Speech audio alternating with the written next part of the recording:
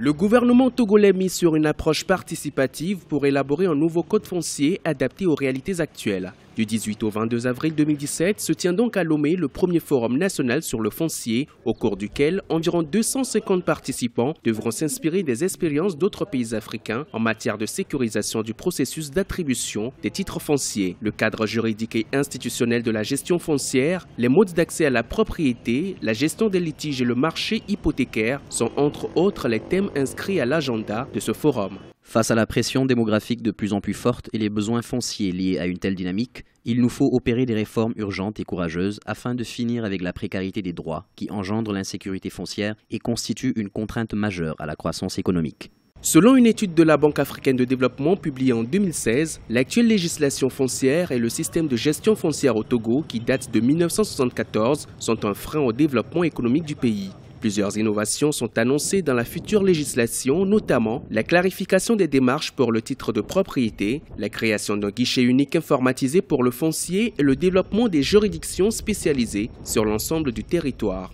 Durant ces dernières années, plusieurs pays en Afrique et ailleurs ont entrepris des initiatives majeures de réforme foncière. Nous sommes en train d'élaborer un nouveau code foncier domanial pour le Togo. La rédaction, le document est déjà rédigé. Les dernières confrontations des idées, c'est ça que nous sommes en train de faire. Le résultat, c'est que nous aurons un outil de gestion, un nouvel outil de gestion de notre foncier. L'actuel code foncier au Togo est une juxtaposition des droits fonciers modernes et coutumiers, mais la complexité et les difficultés de son application sont souvent source de tensions. Au Togo, 80% des litiges soumis à la justice sont d'ordre foncier, avec la récurrence des phénomènes de multiples ventes de terrain, d'occupation anarchique des réserves administratives ou encore d'expropriation sans dédommagement.